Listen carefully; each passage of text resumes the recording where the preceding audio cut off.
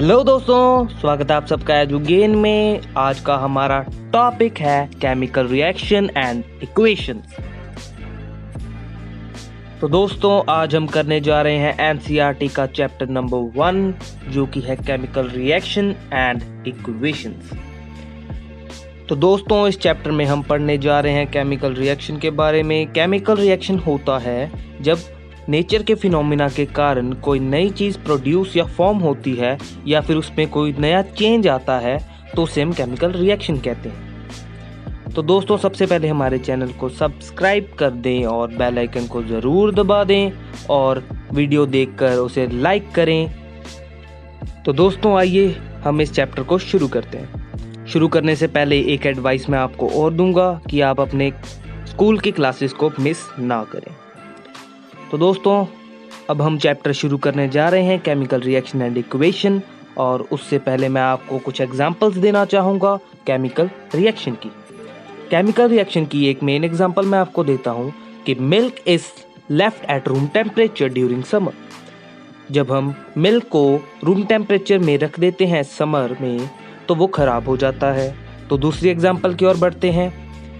Iron is kept in humid atmosphere which cause rusting. तो दोस्तों ये थे केमिकल रिएक्शन के कुछ एग्जांपल्स, और अब हम बढ़ते हैं एक्टिविटी 1.1 पे, जिसमें हमें बताया गया है कि मैग्नीशियम रिबन को बर्न करके हम वॉच ग्लास में मैग्नीशियम ऑक्साइड को प्रोड्यूस करें। तो दोस्तों इसमें एक बहुत ही इंपॉर्टेंट क्वेश्चन आ जाता है इस बेसिस पे कि मैग्नीशियम रिबन को बर्न करने से पहले उसे साफ क्यों करना पड़ता है। तो देखिए दोस्तों, मैग्नीशियम रिबन में ऑक्साइड या ऑक्सीजन की एक परत जम जाती है जो उसे बर्न होने से रोकती है। तो उसे बर्न करने से पहले उसे साफ करना बहुत ज़रूरी हो जाता है। तो दोस्तों इस एक्टिविटी में आपको बताया है कि मैग्नीशियम रिबन को बर्न करके मैग्नीशियम ऑक्साइड कैसे पाया जाता है। तो दोस्तों आइए देखते हैं एक्टिविटी 1.2, जिसमें हमें कहा गया है कि लेड नाइट्रेट के सॉल्यूशन में हमें पोटाशियम आयोडाइड का सॉल्यूशन ऐड करना है। तो हम क्या ऑब्जर्व करते हैं ये भी हम आपको बताएंगे। उससे पहले हम देखते हैं एक्टिविटी 1.3 को। एक्टिविटी 1.3 में हमने एक कॉनिकल फ्लास्क में डिल्यूटेड सल्फ्यूरिक एसिड को डाल दिया है और उसमें छोटे छोटे जिंक के पार्टिकल्स को भी डाल दिया है। तो दोस्तों इसमें हमने ऊपर से इसको बंद करके उसमें ग्लास ट्यूब से थोड़ी सी जगह छोड़ दी है। तो दोस्तों जो जिंक के छोटे छोटे पार्टिकल्स होंगे वो डिल्यूट सल्फ्यूरिक एसिड में से हाइड्रोजन गैस को निकालेंगे। तो इस रिएक्शन में हाइड्रोजन गैस जो होगी वो बाहर आएगी। तो इससे हमने क्या देखा कि evaluation of a gas is also a part of chemical reaction.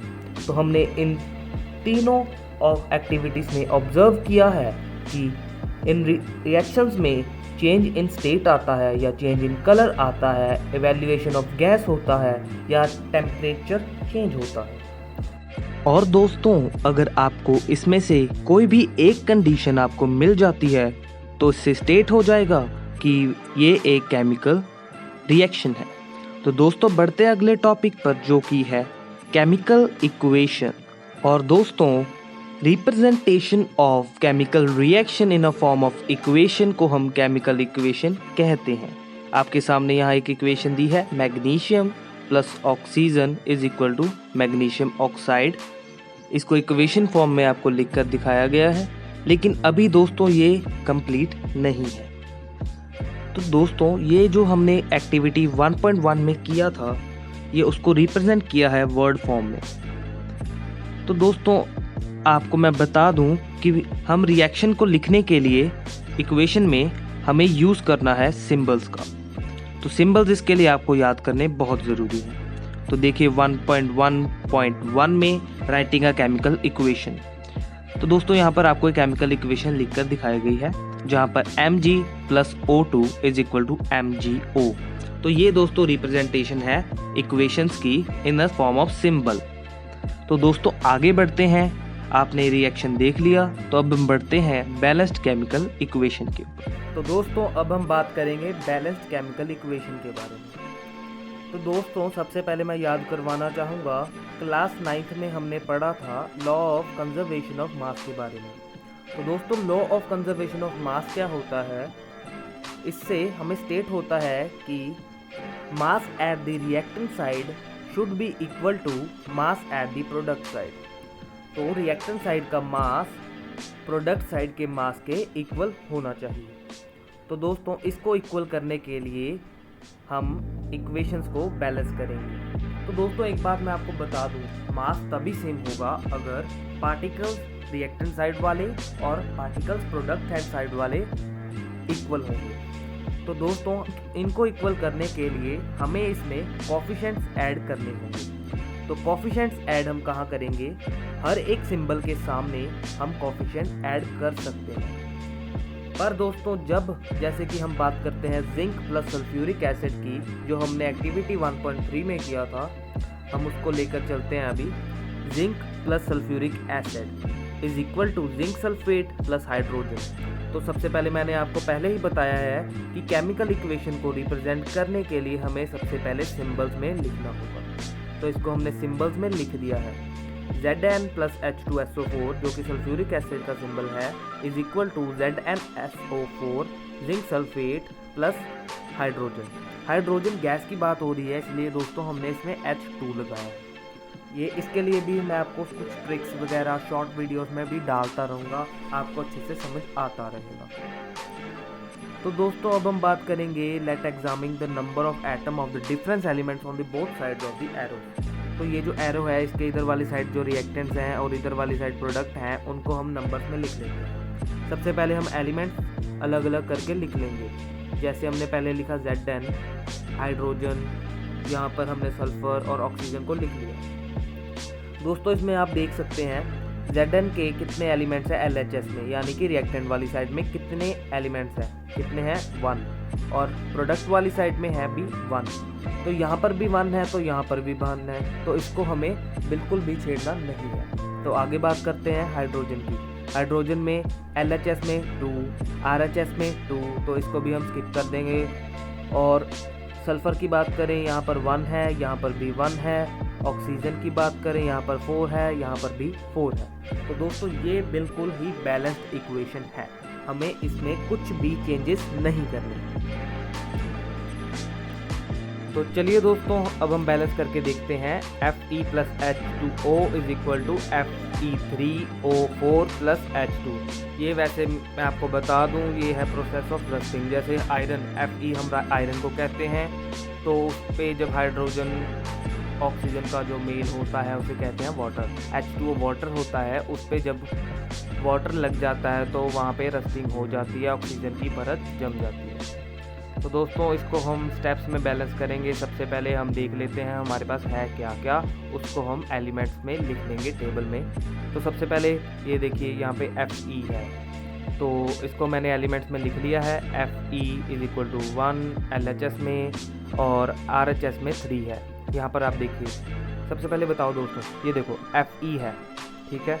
Fe यानी कि आयरन, यहाँ पर सिर्फ एक एलिमेंट है। और अगर यहाँ पर बात करें तो Fe3, यहाँ पर 3 एलिमेंट्स हैं। तो RHS में कितने हुए नंबर ऑफ एटम्स 3, और LHS में कितने हुए 1। तो दोस्तों अगर हम एटम्स की बात करें तो H की अगर बात करें तो यहाँ पर भी 2 है, यहाँ पर भी 2 है, ठीक है दोस्तों। तो ऑक्सीजन की बात करें, यहाँ पर 1 है और यहाँ पर 4 है। तो इसको हमें बैलेंस करना पड़ेगा। आप देख सकते हैं यहाँ पर 1 है, यहाँ पे 3 है, यहाँ पे 1 है, यहाँ पे 4 है। तो दोस्तों सबसे पहले हमें क्या करना है, हमें जिसमें ज़्यादा डिफरेंस है वो लेकर चलना है। तो यहाँ पर हम ऑक्सीजन को पहले हम ट्रीट करेंगे। तो ऑक्सीजन की बात करें, एटम ऑफ ऑक्सीजन इनिशियल, मतलब इनिशियल कितने हैं, 1 है रिएक्टेंट वाली साइड पे, 4 है प्रोडक्ट वाली साइड पे। तो दोस्तों टू बैलेंस हम क्या करेंगे, जो यहाँ पर है इसके सामने हम 4 का कोफिशिएंट ऐड कर देंगे, जिससे यहाँ पर भी 4 हो जाएंगे, यहाँ पर भी 4 हो जाएंगे। तो देखिए कैसे हमने यहाँ पे कोफिशिएंट ऐड किया है। तो ये हो गया 4, और यहाँ पर तो थे ही 4, तो ये हो गया बैलेंस। तो आगे अगर हम बात करें अगले स्टेप में हम क्या करेंगे, हाइड्रोजन को बैलेंस करेंगे। तो दोस्तों यहाँ पे इनिशियल मतलब रिएक्टेंट वाली साइड पे कितने थे, तो यहाँ पर 8 हो गए। क्यों हो गए 8? यहाँ पे हमने 4 का कोफिशिएंट ऐड जो किया है वो इससे भी मल्टीप्लाई होगा और इससे भी मल्टीप्लाई होगा। तो दोस्तों हाइड्रोजन से जब ये मल्टीप्लाई होगा, हाइड्रोजन के कितने यहाँ पर एटम्स हैं? 2, और 4 अगर इसमें मल्टीप्लाई हो गया तो 8 हो गए। तो दोस्तों यहाँ पर कितने हैं? यहाँ पर 2 हैं, और अगर इसमें हम 4 इंटू करें तो ये भी हो जाएंगे 8। तो हमें क्या करना है, यहाँ पर भी 4 ऐड किया और यहाँ पर भी 4 ऐड कर दिया। तो दोस्तों अब हम देखते हैं कि ये इक्वेशन बैलेंस हुई या नहीं। तो दोस्तों इक्वेशन हमने बैलेंस तो कर दी, लेकिन यहाँ पर आयरन में भी थोड़ा सा डिफरेंस आ गया। तो आयरन के डिफरेंस को हम क्लियर कैसे करेंगे?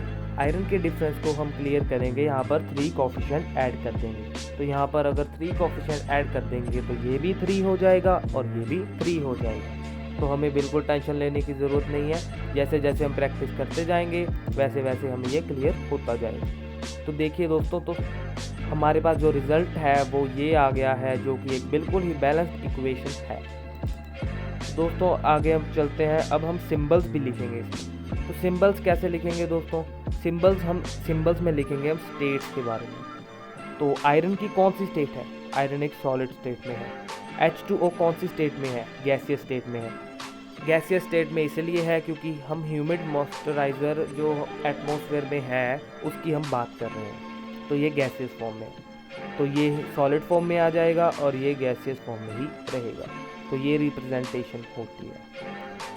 तो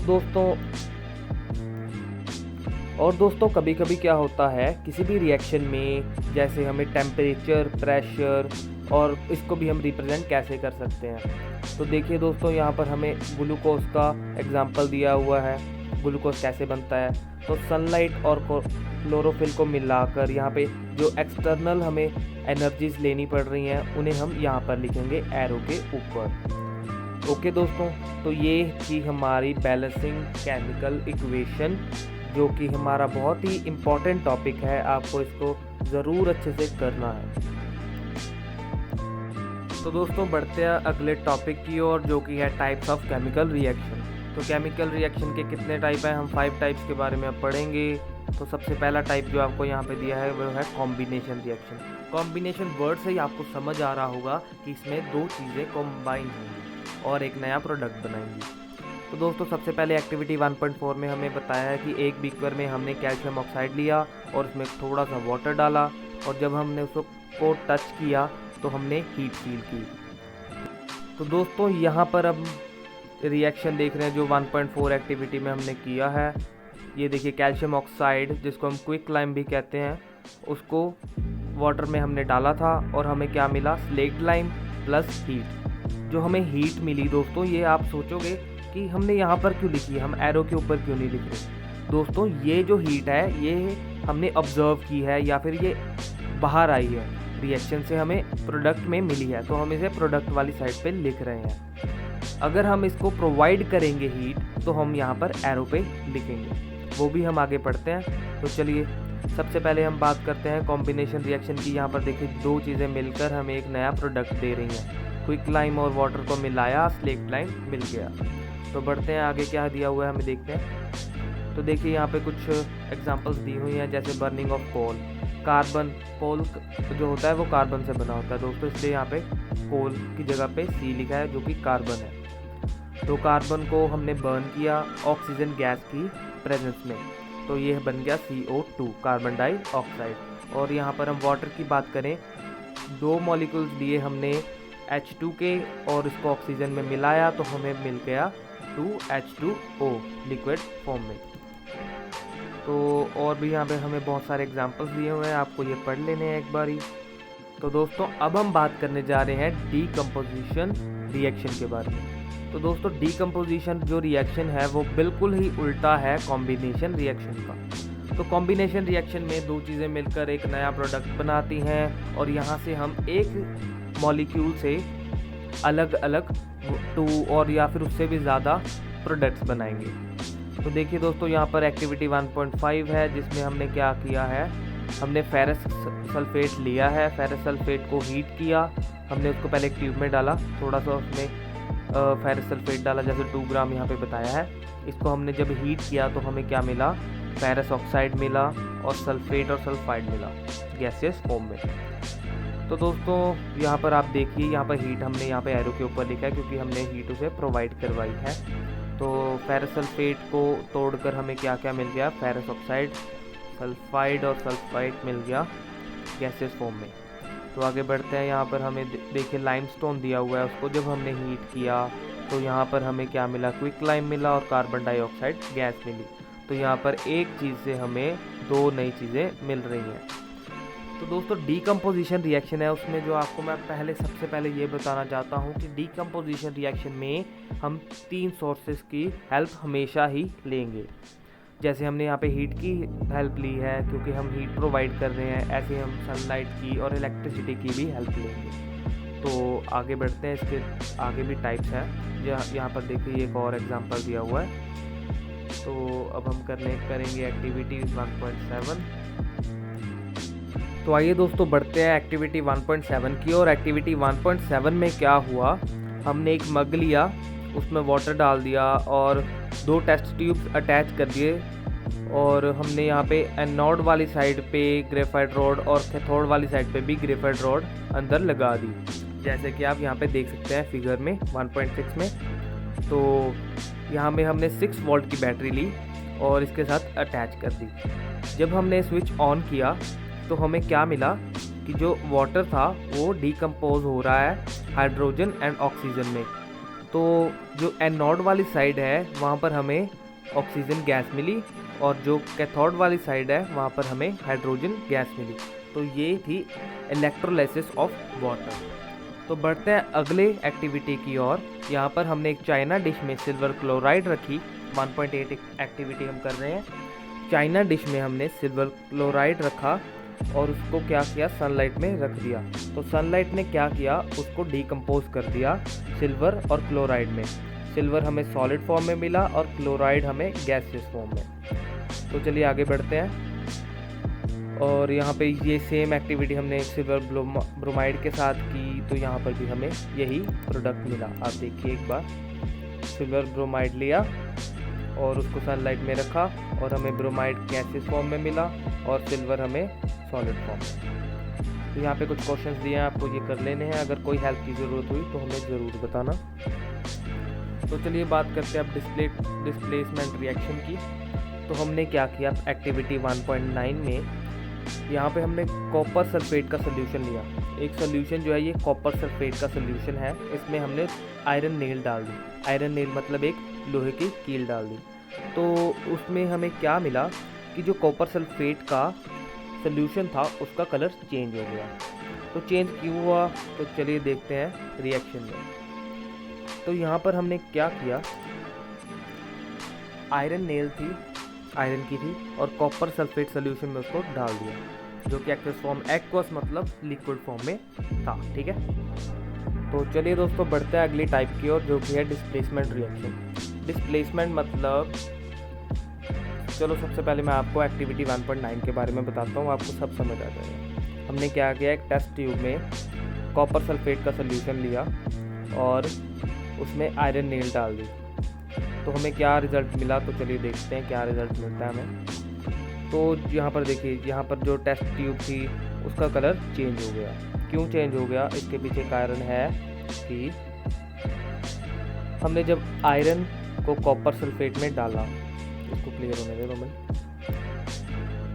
देखिए आयरन को जब कॉपर सल्फेट सोल्यूशन में डाला तो क्या हुआ, कॉपर था बेवफाई करके सल्फेट को छोड़ दिया उसने, तो आयरन उस वहाँ पर आ गया। तो हमें क्या रिजल्ट मिल गया, आयरन सल्फेट। तो कॉपर सल्फेट सोल्यूशन में क्या हुआ, जब आयरन डाला तो आयरन सल्फेट आ गया और कॉपर बाहर निकल गया।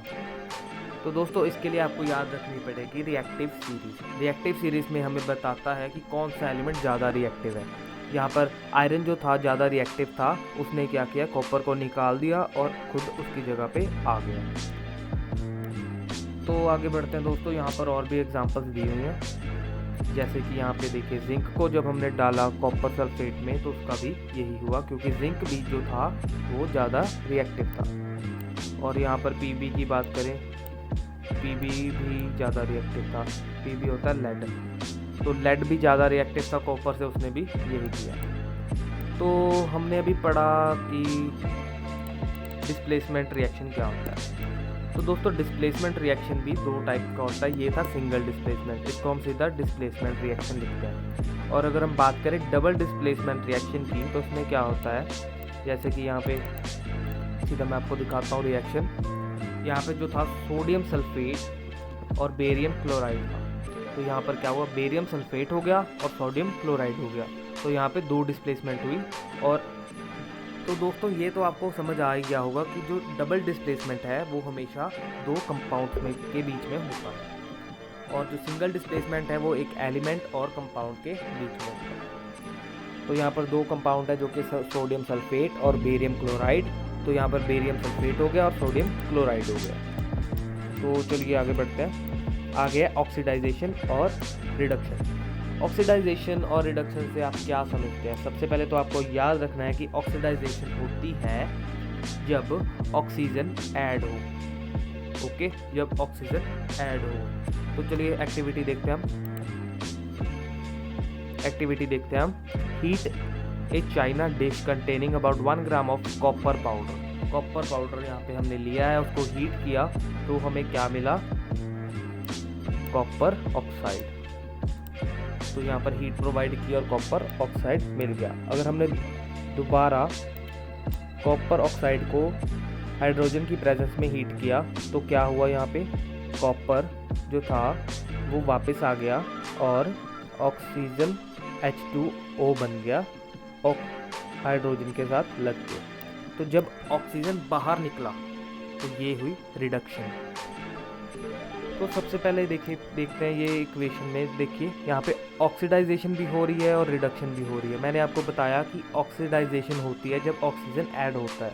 तो हाइड्रोजन में जो था ऑक्सीजन ऐड हो गया, वाटर बना दिया, तो यहाँ पे ऑक्सीडाइजेशन हो गई। और यहाँ से CuO में जो रिडक्शन हुई वो कैसे हुई, O बाहर निकल गया यहाँ से, तो ये अकेला कॉपर रह गया, तो इससे रिडक्शन हो गई। तो इसको हम रिडक्स रिएक्शन भी कहते हैं। यहाँ पे ऑक्सीडाइजेशन और रिडक्शन दोनों इकट्ठे हों उसे हम रिडॉक्स रिएक्शन कहते हैं। तो चलिए दोस्तों आगे बढ़ते हैं। तो have you observe the effects of oxidisation and reduction in everyday life? तो दोस्तों सबसे पहले ये बताओ, आपने तो देखा ही होगा ना कि आयरन जो है उसको जंग लग जाता है, रस्ट हो जाता है, यानी कि रस्टिंग हो जाती है उसके ऊपर। तो उसके ऊपर रस्टिंग क्यों होती है? क्योंकि उसके ऊपर ह्यूमिड एटमॉस्फेयर में उसके ऊपर ऑक्सीजन की परत जम जाती है। ठीक है दोस्तों, तो ये होता है करोजन। जब किसी भी मेटल में या फिर नॉन मेटल में कोई भी खराबी आती है ऑक्सीडाइजेशन और रिडक्शन के कारण, क्योंकि रस्टिंग भी एक खराबी है, उससे वो कमज़ोर हो जाता है, तो इसको हम करोजन कहते हैं। करोजन कहते हैं हम इसको जब कोई भी मेटल ऑक्सीडाइजेशन और रिडक्शन के कारण ख़राब हो जाए और उस पर कोई इफेक्ट आ जाए या डैमेज हो जाए तो उसे करोजन कहते हैं। अब हम बात करेंगे रैंसिडिटी की। तो रैंसिडिटी क्या होता है दोस्तों? जब कोई भी फूड मटेरियल या फिर जिसमें ऑयल होता है या फिर वो फैट होता है, फैट कंटेन करता है, कोई भी मटेरियल ऑक्सीडाइजेशन के कारण वो ख़राब हो जाता है, तो उसको हम रैंसिडिटी कहते हैं। जैसे हम कुरकुरे की बात करें, आप कुरकुरे तो खाते ही होंगे बहुत सारे, तो कुरकुरे की बात करें, अगर आप उसको एटमॉस्फेयर में ऐसे रख देते हैं तो क्या होता है कि वो थोड़ा सा ख़राब सा हो जाता है, ढीला ढीला सा हो जाता है, तो ये होता है रैंसिडिटी के कारण। तो चलिए दोस्तों आगे बढ़ते हैं। What we have learn. तो दोस्तों a complete chemical equation represents the reaction and product and their physical states symbolically. तो यहाँ पर हमने पढ़ा था कि एक कंप्लीट केमिकल इक्वेशन जो है हमें रिएक्टेंट्स के बारे में, प्रोडक्ट्स के बारे में और उसके स्टेट्स के बारे में बताती है। A chemical equation is balanced so that the number of atoms of each type involved in a chemical reaction are the same on the reactant and the product side of the equation. Equations must always be balanced. तो यहाँ पर हमें बताया कि equation जो होती है हमेशा बैलेंस्ड रहनी चाहिए। वो कैसे हमने किया था, आपने सीखे, कोफिशिएंट्स को ऐड किया, हमने एलिमेंट्स को बराबर कर दिया, तो इससे क्या हुआ, एटम्स को बराबर कर दिया, तो इससे इक्वेशन बैलेंस हो गई। इन अ कॉम्बिनेशन रिएक्शन 2 और more substances combine to form a new single substance. Combination reaction में क्या हुआ था कि 2 और या उससे ज़्यादा एलिमेंट्स ने मिलकर एक कंपाउंड बनाया जो कि हमें प्रोडक्ट की फॉर्म में मिला। और डीकम्पोजिशन की बात करें, डीकम्पोजिशन रिएक्शन में ऑपोजिट टू कॉम्बिनेशन रिएक्शन हुआ। तो यहाँ पर क्या हुआ, डीकम्पोजिशन रिएक्शन में एक सिंगल सब्सटेंस डीकम्पोज होकर 2 या उससे ज़्यादा सब्सटेंस बनाता है, उसको हम डीकम्पोजिशन रिएक्शन कहते हैं। Reaction in which heat is given out along with the products are called exothermic reaction।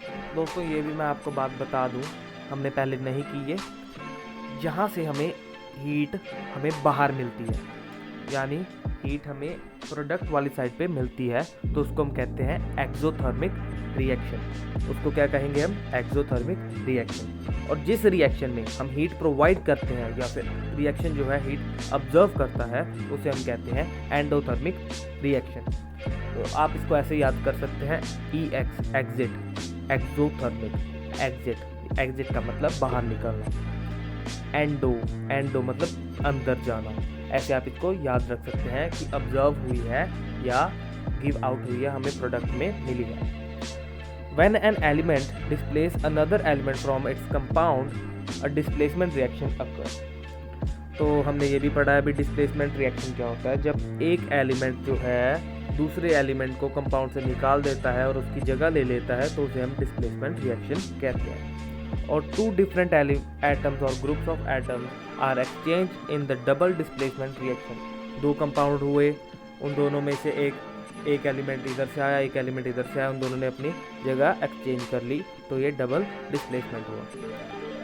तो दोस्तों प्रेसिपिटेट की बात करें तो ये क्या होता है, जब कोई रिएक्शन के दौरान कोई चीज़ नीचे बैठ जाती है। जैसे मान लो हम बात करें, अगर मैं सॉइल वैसे रिएक्ट नहीं होगी वाटर के साथ, मैं वैसे आपको एग्जांपल देता हूँ।